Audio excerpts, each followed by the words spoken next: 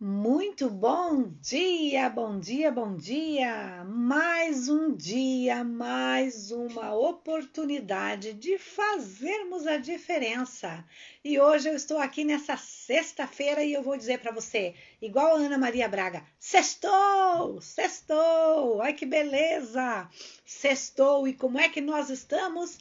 Muito felizes, porque a gente está fazendo um fechamento em alto estilo, né, gente? Bom dia, querida Cláudia, bom dia, Raquel, bom dia, Janete, bom dia, Tati. Tati está no Rio de Janeiro. Um beijo para todos os colegas do Rio de Janeiro. Bom dia para você que está aqui esperando a nossa live para tirar todas as suas dúvidas, porque hoje nós teremos uma convidada mega especial que vai fechar, né? Todas aquelas lives que nós fizemos, nós trabalhamos as polêmicas, né? Durante essas últimas 3 lives, falamos sobre a polêmica do dinheiro aí, do nosso salário, do nosso valor de plantão. Falamos sobre a polêmica da relação do cuidador com o salário, com as agências, com as famílias. Bom dia, Sandra. Bom dia, cuidador da pessoa idosa. Nós falamos assuntos super pertinentes para vocês. E se você perdeu essas lives, não se preocupe, porque elas estão todas gravadinhas ali mesmo no meu Instagram.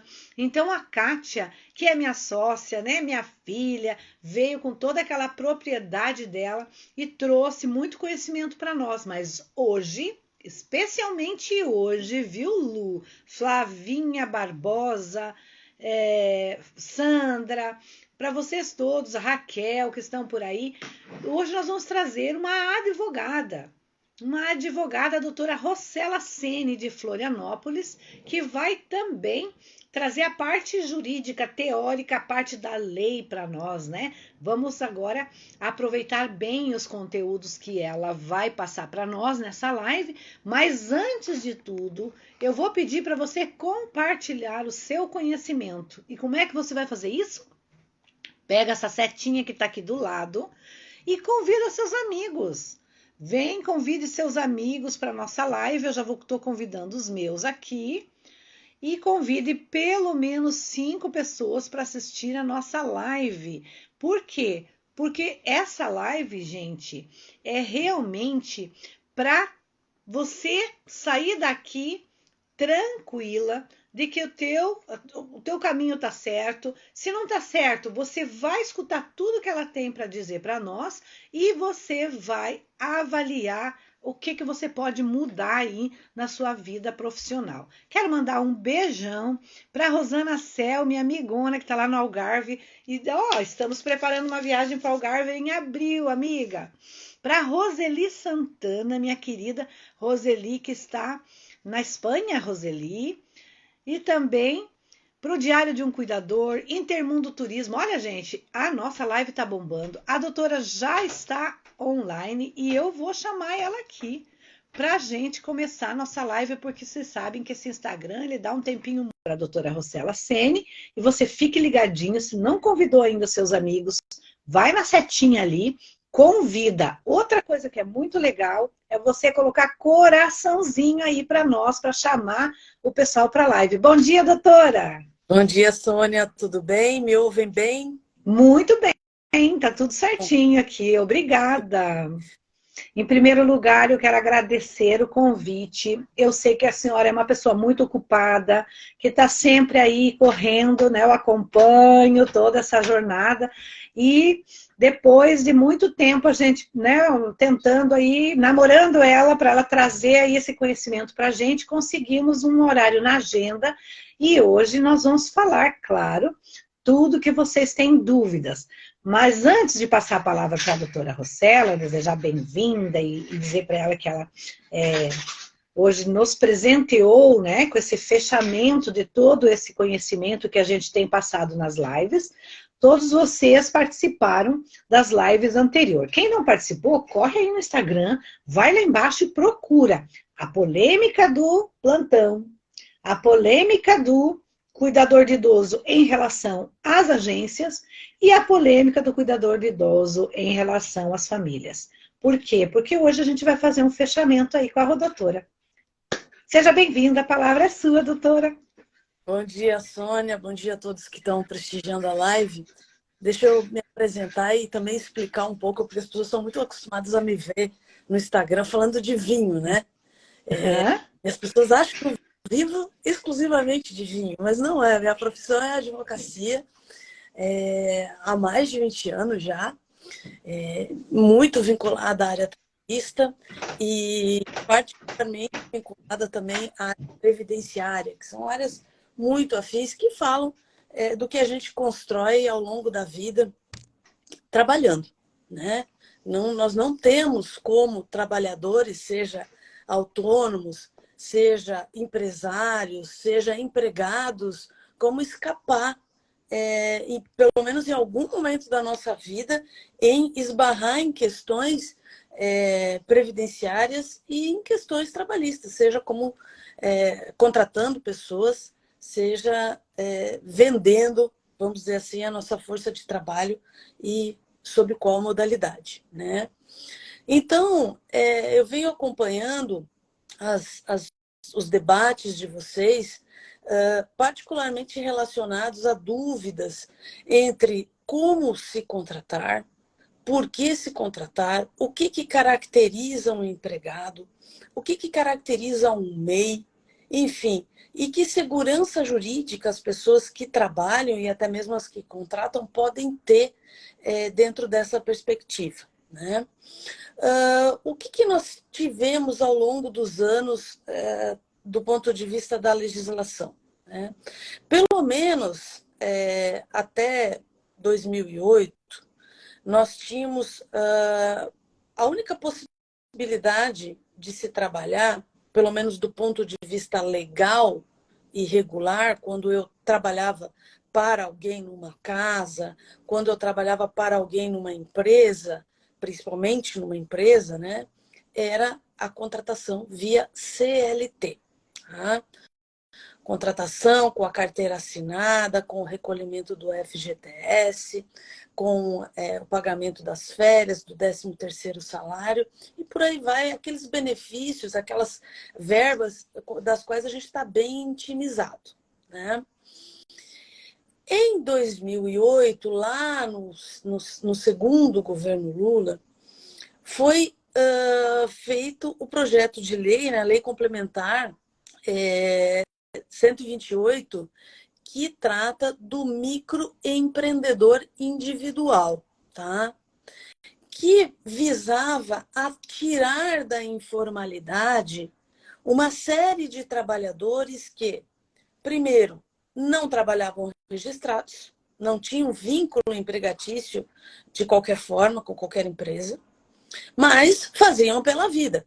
Então, tinham ali, sei lá, o seu carrinho de pipoca, tinham ali o seu pequeno negócio, faziam doces para fora, enfim, atividades que são caracterizadas como atividades comerciais, mas que a pessoa estava completamente fora de qualquer sistema de proteção social, principalmente a previdência social.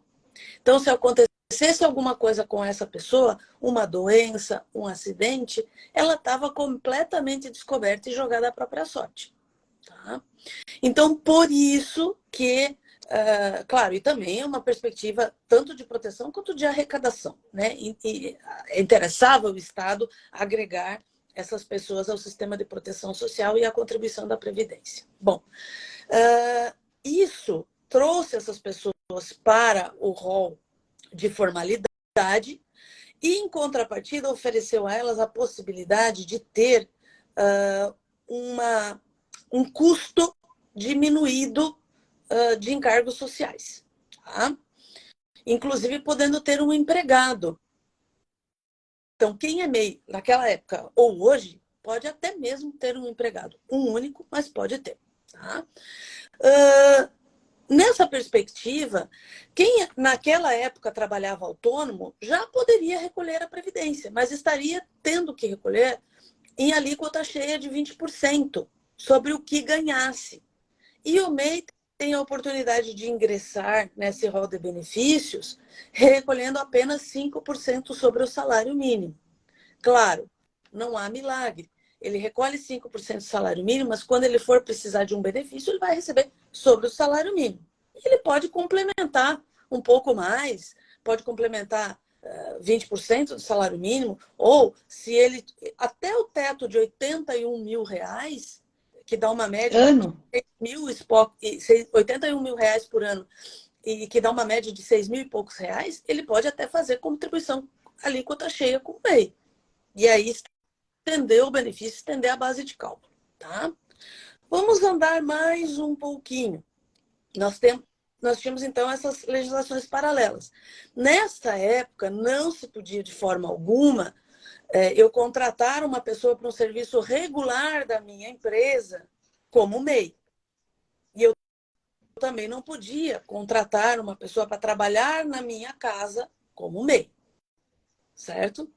Havia uma separação enorme entre essas duas coisas. Tá?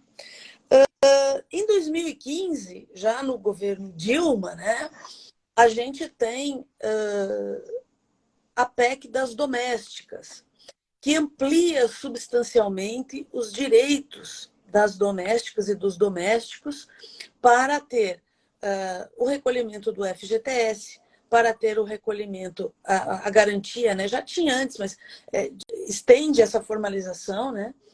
Do 13º, das férias, do terço de férias, né? Então, tudo isso é ampliado com a PEC das domésticas e fixando o quê? O trabalhador doméstico, que trabalha de forma subordinada, mais de 2 vezes por semana, numa residência, ele é caracterizado como empregado. Tá? Isso tudo começa a se misturar bastante e dá um quiprocó enorme a partir do governo Temer, que eu falo governo, né, mas é o contexto, porque quem aprova a lei é o Congresso, né? Muitas vezes tem o apoio do governo, como foi no caso do governo Lula e do governo Dilma, como foi o caso do governo Temer, né? Mas nesse contexto todo, a gente tem a aprovação da reforma trabalhista. Essa reforma trabalhista, ela opera como uma grande mudança de paradigma, uma grande alteração de paradigma e de desregulamentação. Né? Eu observo a reforma trabalhista, depois a gente foi vendo na prática, ao longo dos anos, que muitas pessoas, muitas empresas aproveitaram da reforma trabalhista para abusar. Né? E isso pode dar um grande problema lá no final, ou para quem trabalhou, ou para quem contratou, e vai ter que responder isso judicialmente. Mas isso é uma outra história para um outro pôr do sol, né, Sônia? Isso. O que acontece? Passam a coexistir ao abrigo da lei a possibilidade de contratação, tanto de CLT, quanto a possibilidade de terceirização dentro das atividades de uma empresa. Tá? E isso abre a porta para contratações de outra empresa que preste aquele serviço. Então, vamos supor que eu tenha lá um residencial geriátrico, que é uma empresa, e eu resolvo contratar outra empresa que se responsabilize pela feitura da comida naquele residencial. Ou que se responsabilize, e aí entramos especificamente no teu público, né? Que Sim. trate diretamente do idoso, que promova, sei lá, pode ser só uma atividade ocupacional, pode ser o banho, ou pode ser dentro de um determinado contrato. Tá? Então, essa empresa pode ser um MEI, porque o MEI nada mais é do que um microempreendedor individual, é uma pessoa com CNPJ. Tá? Que pode, inclusive, ter um empregado. Então, pode o MEI ir lá prestar esse serviço diretamente, ou ele mandar o seu empregado, ou ir com o seu empregado, com a sua empregada. Tá? O que define, o que diferencia uma coisa da outra? O traço distintivo fundamental entre quem tem que ser CLT e quem tem que ser ou pode ser MEI é uma coisa chamada subordinação. Se a pessoa for subordinada, se ela cumprir ordens, se ela cumprir horários de forma inflexível, certo? Se ela não tiver uma autodeterminação da sua atividade, não importa que no papel coloque que ela é periquito ou papagaio. Ela vai ser caracterizada como empregado. Você pode fazer todo o esforço contratual de colocar no papel outra coisa. Mas se ela tiver uma atividade subordinada, ou seja, cumprindo ordens, cumprindo estritamente a determinação daquele que é o empresário, mas que na verdade se comporta como um empregador, ela vai ter que ser caracterizada como CLT. Ou diretamente, espontaneamente, ou se talvez um dia ela quiser discutir isso judicialmente. Tá? E o que caracteriza o empresário, o MEI? É a autonomia. É ele determinar, ele se determinar. Né? Então, por exemplo, se a pessoa presta esse serviço e diz, olha, eu não posso trabalhar tais e tais dias, e isso não tem nenhum impacto sobre se isso vai prejudicar ou não a contratação dela. Porque nessa condição, se ela fosse empregada e não viesse no dia determinado, ela seria advertida e poderia talvez até ser dispensada por justa causa, se isso começasse a se reiterar. Né? Quando eu trabalho como MEI, eu tenho que ser dono do meu nariz. Tá? Tenho que ser dono do meu nariz. E isso vale, inclusive, se eventualmente eu prestar trabalho numa residência. Tá? Pouco importa se é doméstico ou se trabalha para uma empresa, o traço distintivo da autonomia tem que estar presente. Doutora, então, assim, eu fiquei também na qualidade de cuidadora, gente, porque aqui é a cuidadora Sônia, né? Que também está aprendendo aqui as leis, anotei aqui direitinho, porque é bem bacana a gente acompanhar esse processo. E agora eu gostaria, assim, só de trazer para a realidade uma questão, assim, trazer para a nossa realidade enquanto cuidadora. Então, existem duas condições. Ou eu vou trabalhar para uma família, e lá no trabalho eles vão dizer para mim assim, ó, você vai trabalhar 44 horas semanais e nós vamos assinar a sua carteira, né? Ou eu posso simplesmente ter um MEI, que é o microempreendedor individual, vou na entrevista e digo assim, olha, qual é a necessidade de vocês? Ah, nós precisamos de 2 funcionárias aqui para trabalhar conosco, uma de dia e uma noite, e eu gostaria de saber qual é a sua disponibilidade. Bom, eu sou microempreendedor individual. Eu posso, por exemplo, ter mais uma funcionária e assumir aquele plantão. E aí eu sou uma empresária, eu não sou aquela cuidadorinha com medo, que não pode isso, que não pode aquilo. Eu vou dizer, o nosso horário que nós temos disponível para o senhor é este horário aqui. Eu vou fazer tal horário e a minha colega vai fazer tal horário e no final do mês eu tenho que receber o salário, no quinto dia útil, né? E eu vou emitir a nota fiscal. É isso? Exato. Lembrando que a nota fiscal ela é obrigatória quando você presta serviço para uma empresa. Se você presta serviço para uma pessoa física, não há nem a necessidade de emitir a nota, só você realizar contribuições regularmente. Pagou a contribuição, então, e se o cliente não exigiu nota, não quero nota, não. vou pagar vocês, e para mim tá ótimo esse regime, para mim tá bom e tal, e Exato. aí eu só pago minha contribuição mensal. Exato. Olha, eu gostei desse comentário ali do pessoal do Diário de um Cuidador de Bordo. Pensar como empresa. Isso, pois Exato. é. Porque o que que acontece? Você pode determinar, e tem esse aspecto do empregado é muito interessante, porque elimina um outro traço muito específico do contrato de trabalho CLT, que é a pessoalidade. Então, se você tem autonomia e você pode se fazer substituir, isso não é um contrato, isso não é um contrato de emprego, nem doméstico, nem CLT.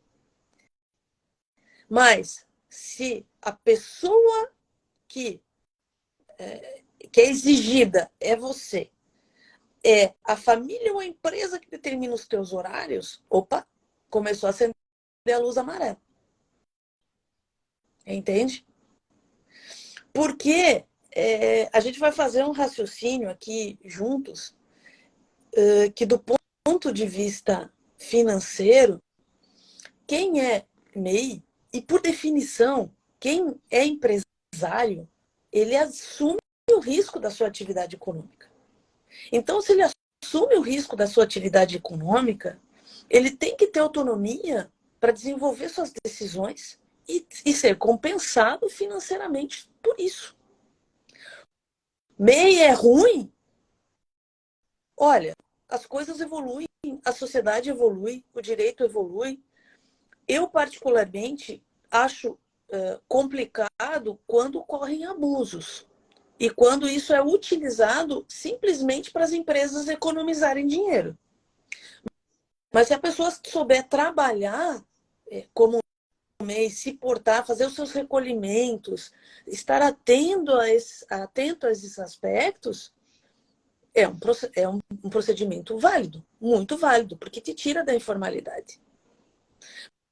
Porque, assim, se a lei prevê que até 2 vezes por semana não dá vínculo empregatício, e eu trabalho 2 vezes por semana numa casa, 2 vezes por semana na outra, né? Faço aí 4 de 5 dias trabalhando, às vezes, né? Em plantão. O que que vai me garantir? A minha velhice, a minha saúde, a minha falta de saúde, né? Então, o MEI ajuda muito nesse sentido, né? Uma proteção social para a pessoa, né?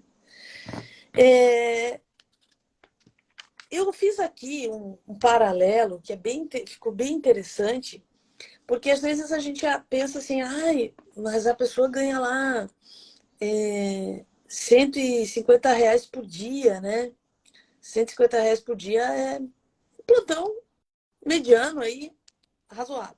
Se eu for tratar um salário mensal, eu não vou ganhar R$ 150 por dia. Né? Vou trabalhar 220 horas e não vou ganhar R$ 150 por dia. Calma lá, alto lá que nós temos uma conta para fazer. Né? E eu fiz aqui um paralelo, até uma pena que o Instagram não nos permita assim projetar uma planilha, né? Mas a gente pode fazer e de repente depois mandar para o pessoal. Eu fiz um cálculo aqui de 2 pessoas que trabalham, que ganham teoricamente a mesma coisa, tá? A partir de 15 plantões mensais de 12 horas, né? A R$ 150 cada plantão. Isso significa que a pessoa recebe R$ 2.250 bruto por mês, né? Respeitando as 36 horas, as 12 horas, 12 por 36, né? Para ter um dia de descanso. Se a pessoa trabalhar um dia e não trabalhar outro, porque eu sei que na realidade as cuidadoras tocam fogo aí e trabalham 12 horas todo dia, né? Não vamos tapar o sol com a peneira, é assim que Sim, a maioria delas, que é quase, vamos dizer, insalubre, né? mas isso é complicado, gente. Estão trabalhando 50% a mais por dia do que a Organização Mundial de Saúde recomenda. Então, alto lá, pensem na saúde de vocês. Né? Então, eu sei que é difícil, que a gente tem que fazer frente às coisas da vida, mas é um aspecto de saúde do trabalhador e do trabalhador que a gente precisa chamar atenção. Então, vamos voltar aqui para o nosso raciocínio. Vamos supor que essa pessoa faça 15 plantões de 12 horas por mês, a R$150 ela vai ter 2.250. E vamos comparar ela com uma trabalhadora, um trabalhador CLT, que sejam contratados pelo mesmo salário pela jornada regular de 44 horas semanais ou 220 horas mensais. Tá? Então, nós vamos ter aqui já o primeiro pulo do gato. Porque lá no meio, a trabalhadora, a cuidadora, ela vai ter que trabalhar 180 horas. Ela não vai ter uma projeção desse valor para remunerar o sábado, o domingo dela, o descanso semanal remunerado. Por quê? Porque ela é uma empresária e não tem descanso semanal remunerado para empresário. Legalmente falando, uma verba, né? O empresário tem o seu descanso, mas, enfim, não vai ter uma projeção de remuneração. Primeiro aspecto. Tá? Já se a pessoa recebe R$ 2.225 para trabalhar 220 horas, aparentemente aqui ela está recebendo menos. Só que com a projeção do repouso semanal remunerado e com a limitação a 44 horas semanais, o que vai acontecer? De horas efetivamente trabalhadas, ela vai ter mais ou menos 198.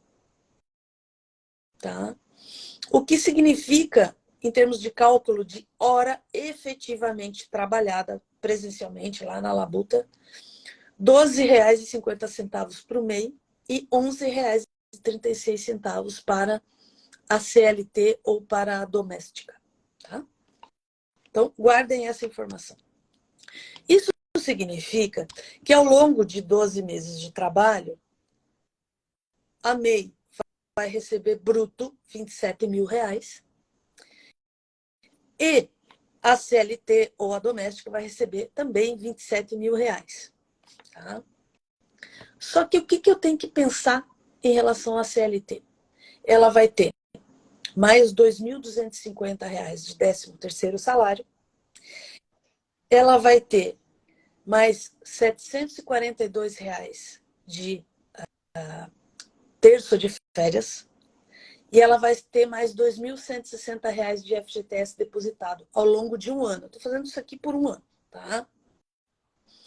Além disso, ela vai adquirir o direito de ficar um mês sem trabalhar para gozar suas férias. Então, nós vamos ter que botar nesta conta aqui mais uma remuneração. Então, acompanhando o raciocínio aqui, nós vamos ter, salvo engano, R$ 32.000. Espera aí, só um pouquinho. Sei lá, um pouquinho mais. 32.152 mais 2.250, que seria a remuneração das férias. Ou, vamos deixar, eu quero fazer inverso, fazer o desconto dessas férias lá do MEI. Tá? Vamos deixar como ganho efetivo na mão 32.152 para a CLT. E a CLT vai ter um desconto nesta faixa salarial, um desconto de 9% ao mês de INSS, porque a empresa paga também uma parte. Né? A empresa ou o empregador doméstico paga uma parte. Ela vai ter uma cota de descontos, que dá mais ou menos R$ 200 por mês, ou 2.400 por ano. E também pode ser que ela tenha um desconto do Vale Transporte, que pode atingir até 6% do salário dela, que representaria, numa projeção anual, R$ 1.620. Então, nós temos aqui uma CLT que vai receber líquido por ano, sem contar a remuneração do mês das férias, só o terço, R$ 28.100. Tá? Agora, nós vamos passar essa projeção para o MEI. Tá? O MEI não vai ter, ele vai ter a sua contribuição, que ele vai precisar pagar os encargos, que dá R$ 71, se ele optar pela contribuição mínima, né? Se ele não quiser fazer complemento para melhorar a sua aposentadoria, enfim. Vai dar R$ 850 por ano. E MEI é empresário, assume o risco da sua atividade econômica. Quem é que vai pagar o transporte dele para ir trabalhar? Ele mesmo. Eu projetei aqui R$ 10 por dia, tá? Estou pensando em Florianópolis, um trecho de ônibus ali com o cartão cidadão, né? Dá mais ou menos isso. Então, ele vai gastar por ano R$ 1.800. Esses descontos trazem o valor líquido disso para R$ 24.348. Ano. Uhum. Ano, tá? E se eu diminuir daqui, vamos supor que esse MEI aqui queira fazer um mês de descanso. Então, ele não vai ter ganho nesse mês de descanso. Então, eu vou tirar esses 2.250 dessa remuneração líquida. Vem para R$ 22.098. Então, nós estamos falando aqui de uma defasagem aproximada para quem começa lá com a mesma remuneração, mesmo valor bruto entre MEI e CLT. Chega no final de um ano de trabalho, o MEI sendo mais onerado, com uma carga horária pouquíssima coisa a mais, né? Uma carga horária de 10% a mais só para o CLT. E ele tem um ganho, um proveito de R$ 6.000 a mais num ano. Tá? Em termos percentuais, em termos de 25% a mais. E aí há as regulações de proteção social, quando eu falo de previdência. O MEI, se ficar nessa base de recolhimento, vai ser sempre sobre o salário mínimo e ele só se aposenta por idade. Mas tem, sobre o salário mínimo também, auxílio-doença, possibilidade de aposentadoria por invalidez, eventualmente. Enfim, benefícios por incapacidade em geral, né, se for um acidente, etc. E também para os familiares, em caso de falecimento, pessoa por morte, e em caso de cometimento de algum crime, também os dependentes têm auxílio reclusão, mas sempre sobre o salário mínimo. Já no CLT, esta proteção social vai se projetar agregando também a possibilidade de contar tempo de serviço, tá? Para aposentadoria por tempo de serviço, né? por tempo de contribuição, não só por idade, e também a base de cálculo vai ser o total do salário, não vai ser só o salário mínimo. Tá? O que eu estou querendo dizer com isso? Não façam o MEI? Não, não é isso, gente. Tá? Usem o MEI como um instrumento de emancipação e autonomia no momento de negociar o seu pagamento. Eu dei aqui um valor aleatório, tá? Mas essa conta pode ser feita com qualquer valor. Então, o MEI, em vez de ganhar, neste contexto aqui, em vez de ele estar recebendo R$ 150 por esse plantão, a projeção seria de 180, 190. Um acréscimo de 25%. Para compensar o fato de que ele não está registrado dentro de uma série de um regime geral de proteção social, que é o regime que protege os trabalhadores. Tá? Repito, MEI não é para empresa economizar as custas do trabalhador. Não é para isso. O MEI é para dar um instrumento de formalidade a quem trabalha realmente de forma autônoma. Certo? Ficou claro, Sônia? Deu para entender o raciocínio? Sim, eu achei fantástica a tua explanação, achei o que eu mais considero e valorizo, assim, é justamente o cálculo que a gente tem que fazer daquilo que a gente pretende. Porque o que eu vejo na nossa profissão cuidadora, né? A nossa profissão é imediatista. O que eu tenho para hoje? Então, às vezes, a pessoa perde de negociar por falta de conhecimento.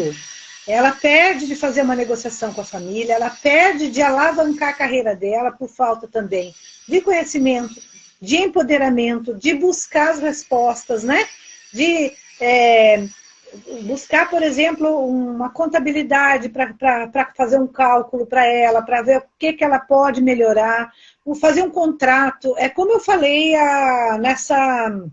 numa aula que eu dei aqui a respeito dessa questão da precificação de serviço, e a Kátia falou também, eu acho, na live. Gente, uma agência de emprego, ela vai naquela família e ela não fecha o contrato na hora, né? Não vai com tudo pronto na hora. Tô pronta para trabalhar. Meu nome é trabalho, sobrenome é hora extra. Negativo. Ela vai e diz, eu sou profissional, eu estou à disposição, vamos ver o que o senhor necessita, qual é a necessidade da família. Aí a família vai falar sobre a necessidade e eu vou colocar a minha condição. Se eu vou trabalhar, se eu sou uma microempreendedora, eu vou dizer, tudo bem, eu sou microempreendedora individual, vamos organizar aí uma tabela de horários, vamos ver o que eu posso fazer. Agora, se a pessoa vai lá e quer ser... eu trabalho com carteira assinada porque dá mais garantia, porque eu vou ficar mais tempo e tal. Daí, não conhece das leis, né? Vai lá, o empregador assina. Empregada doméstica para a cuidadora. A cuidadora fica louca porque minha carteira está como empregada doméstica. Gente, qualquer pessoa, né, que trabalhe dentro de uma residência é doméstico. Seja o motorista, seja a governanta, né, a cozinheira, a cuidadora. A diferença é que a classificação brasileira de ocupação, ela dá um código para cada função, que às vezes o contador não sabe, porque a família não informou que aquela pessoa é a cuidadora. A família tem medo de ter que pagar mais, de ter que pagar custos a mais, e às vezes não tem nem conhecimento dessa classificação. A contabilidade assina como cuidadora, como doméstica, e enquanto a pessoa pode sim pedir para entrar com a CBO.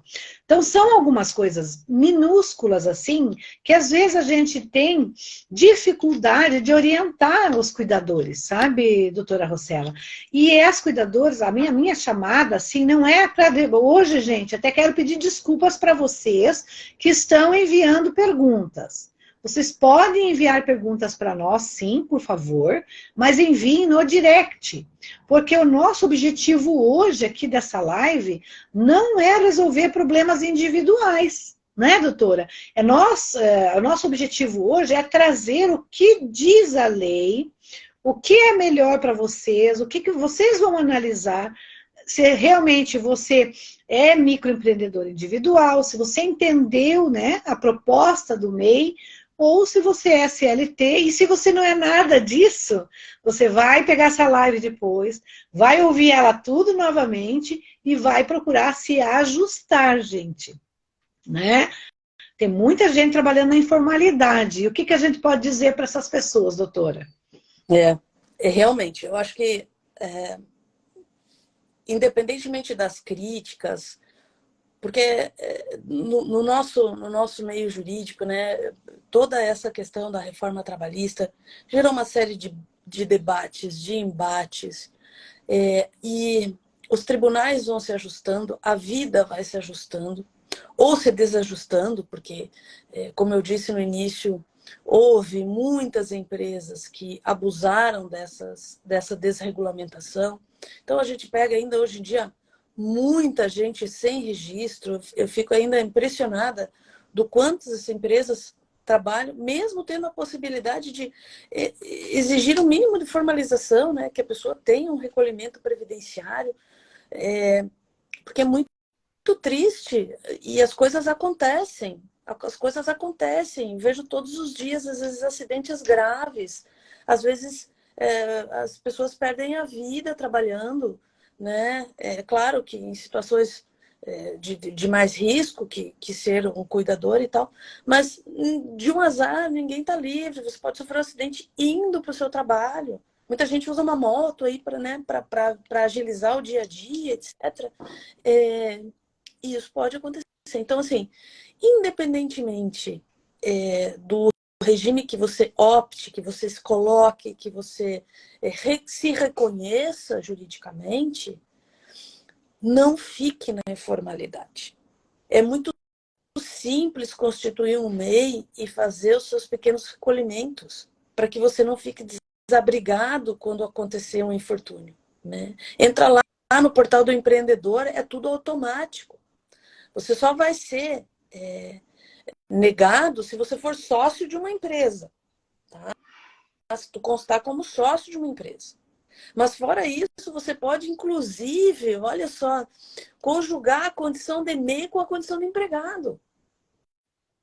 Eu posso, por exemplo, fazer um plantão no final de semana e trabalhar, sei lá, 6 horas por dia, ou meio período, ou até 8 horas, num residencial geriátrico, onde eu vou desenvolver a minha prática de uma forma e aí cuidar pessoalmente de um paciente, né, de um cliente, de um idoso, no final de semana.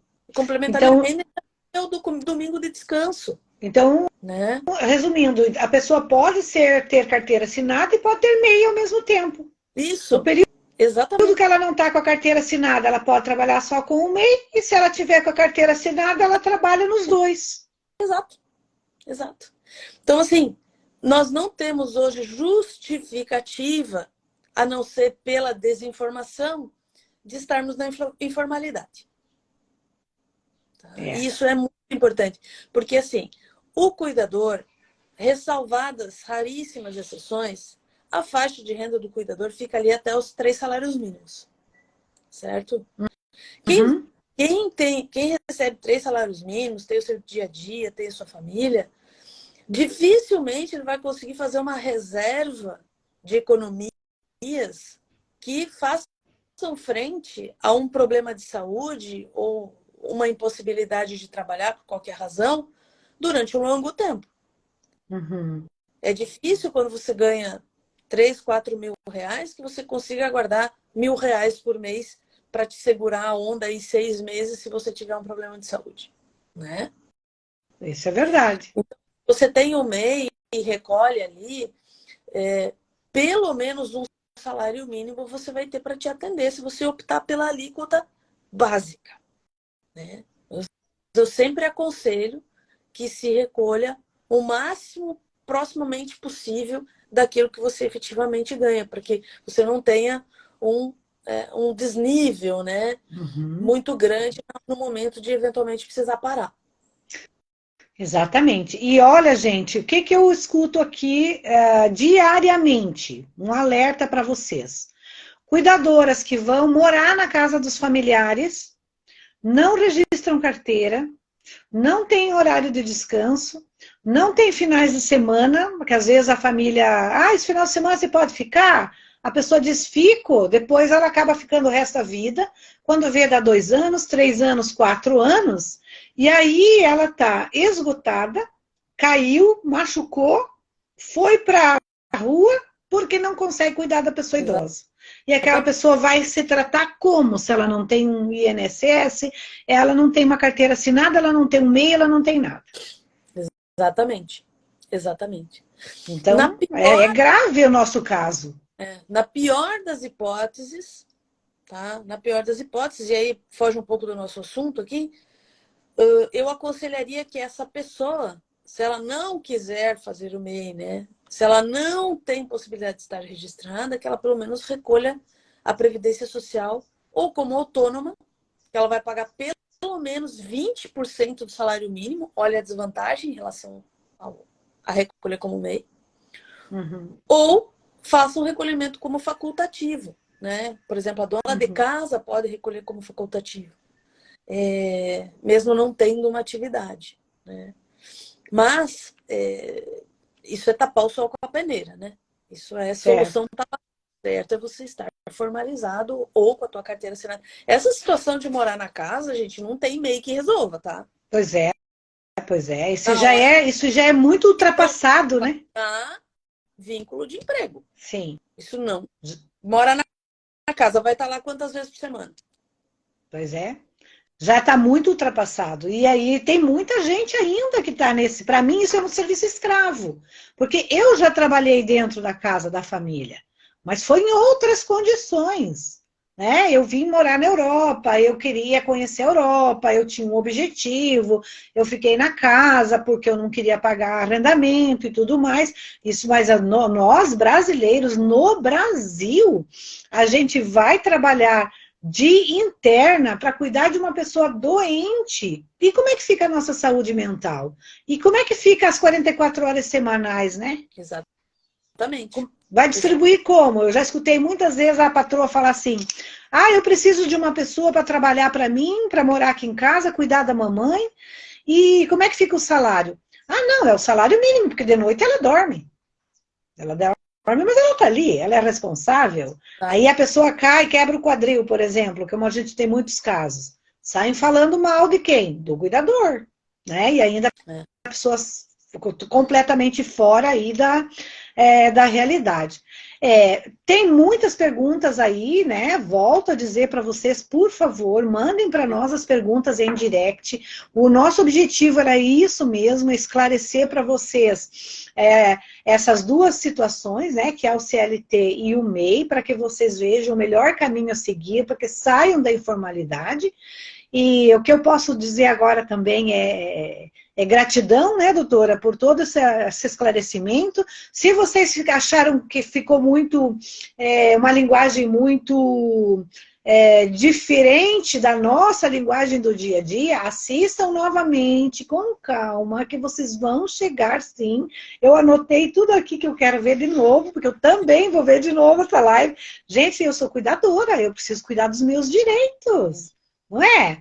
Eu trabalho, por exemplo, numa casa, doutora Rossella, que a minha patroa nunca sabe que horas que eu entro e que horas que eu saio. Cada dia ela inventa. Se eu chego 4h30, ela quer... Ah, tá, amanhã você pode chegar às 4? Aí, se eu chego às 4, eu saio às 21h30. Mas eu só trabalho 4 horas por dia, só que ela não conseguiu entender ainda. Tem que ser conforme a necessidade dela. Então, essas coisas a gente precisa ficar atenta para não ser... para também ser um boneco de presépio ali que todo mundo faz o que quer com a gente, né, gente? Exatamente.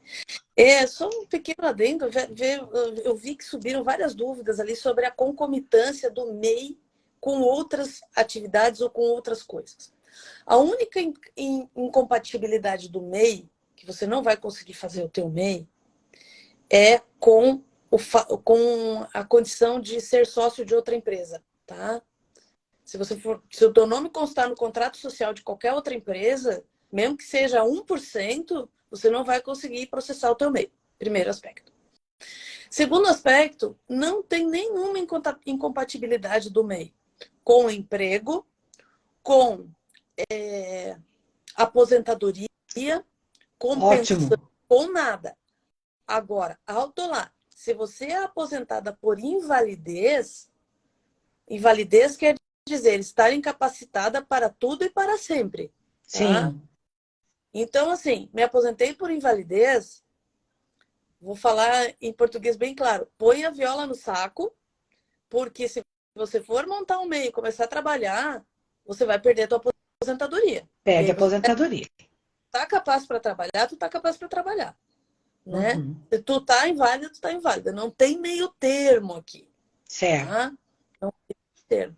Também não é incompatível com o auxílio acidente, que é quando a pessoa recebe o auxílio acidente quando ela tem uma diminuição da capacidade elaborativa.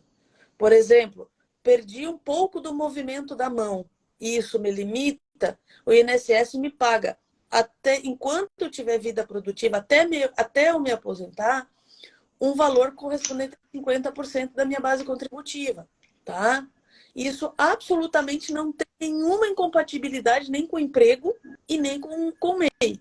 Então, você pode, ao mesmo tempo, receber um auxílio acidente, ter um MEI e ter um emprego. Isso é plenamente possível. É toda uma questão da gente entender a plasticidade da lei. Muito bem, Muito bem, muitíssimo obrigado. Eu, E é com todas essas informações e com muita gratidão que nós encerramos a nossa live, doutora, e agradeço muito a sua presença, seu tempo, a sua disposição, e volto a dizer, né, temos que estar sempre bem informadas para que a gente consiga alavancar e sermos poderosas, né, gente? Muito obrigada, um abraço para todos vocês e até a próxima. muito obrigada, Sônia, pelo convite. Estou sempre à disposição, né? Sei que ficaram muitas dúvidas e vocês têm o pessoal do Instituto Sônia da Silva e tem o meu contato, né? Se precisarem de alguma coisa, esclarecer alguma dúvida, também pode mandar alguma mensagem. Prefiro que mandem através da Sônia, através do Instituto, né? Do direct do Instituto, ou eventualmente se for alguma coisa mais personalizada, mais detalhada, que demande algum aspecto muito individual, aí elas têm o meu telefone também, podem entrar em contato sem problema nenhum, a gente esclarece as dúvidas de vocês, tá bem? Super obrigada pelo convite e cuidem da vida profissional de vocês, inclusive do ponto de vista formal, gente, é muito importante. Muito obrigada, doutora. Obrigada.